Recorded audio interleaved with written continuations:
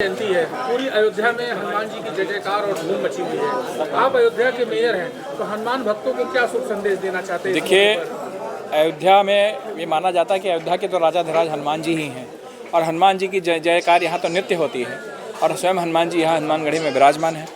हनुमान जयंती के अवसर पर आज चैत्र पूर्णिमा के इस अवसर पर पूरे देशवासियों को बहुत बहुत बधाई, बहुत मंगल कामना और उनको हनुमान जी की कृपा करुणा प्राप्त हो। अयोध्या आने वाले हर व्यक्ति को बिना हनुमान जी का दर्शन किए और बिना हनुमान जी की कृपा के राम जी के दर्शन नहीं होते हैं, तो हनुमान जी की भक्ति उनको सबको प्राप्त हो, ऐसी शुभकामनाएं। इस हनुमान जयंती के मौके पर जो भी भक्त श्रद्धालु अयोध्या आते हैं, उनको क्या सुविधाएं क्या देने? देखिए, सुविधाओं के दृष्टिकोण से नगर निगम अयोध्या सतत प्रयासरत है। वो चाहे पेयजल की व्यवस्था हो, चाहे शेड की व्यवस्था हो, प्रकाश की व्यवस्था हो, लोगों के आवागमन की व्यवस्था हो, स्वच्छता की व्यवस्था हो।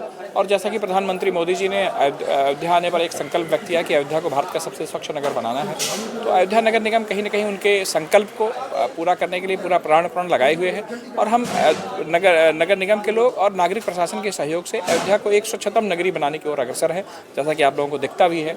और अयोध्या आने वाले हर व्यक्ति को अच्छे से पेयजल मिले, स्वच्छता की व्यवस्था मिले, उसकी सुविधाओं में कहीं कोई त्रुटि ना हो, इसका पूरा ख्याल रखा जाता है। आज से ही 84 कोसी परिक्रमा की भी शुरुआत हो रही है, जो जानकी नवमी पर समाप्त होगी। तो जो 84 कोसी परिक्रमा में परिक्रमार्थी शामिल हो रहे हैं, उनके लिए क्या?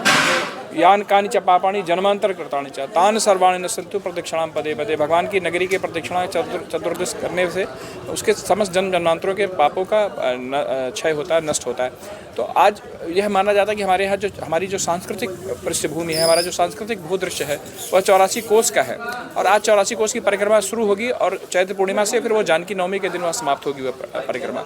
इस परिक्रमा के पूर्ण करने से और जो परिक्रमार्थी यहाँ पर आते हैं, ऐसा संतों की मान्यता है और ऐसे शास्त्रों की मान्यता है कि उनको 84 लाख योनियों में जो उनका भटकाव है, वो भटकाव उनका दूर होता है और व्यक्ति को एक स्वच्छ और सुंदर सरल जीवन की प्राप्ति होती है। 84 कोसी परिक्रमा एक बार राजनीति का भी शिकार हुई, क्या कहना है? राजनीति का शिकार अयोध्या समस्त राजनीतियों का जवाब देकर आज अपनी आध्यात्मिकता और अपनी पौराणिक वैभव की ओर अग्रसर है। अब कहीं कोई राजनीति नहीं है। राजनीति करने वाले अपने क्षुद्र और स्वार्थी निगाहों से अयोध्या के और अयोध्या की संस्कृति और परंपराओं को देखते रहे हैं, लेकिन अयोध्या के लोग और सनातन धर्म के लोग और भारतवर्ष के लोग उन समस्त क्षुद्र मानसिकता वाले लोगों को जवाब देते रहे समय समय पर। अयोध्या में फिलहाल अब कोई राजनीति नहीं है। अयोध्या में सिर्फ राम नीति है और इस राम नीति के आधार पर पूरा देश और पूरी दुनिया आगे बढ़े, ऐसी प्रार्थना है।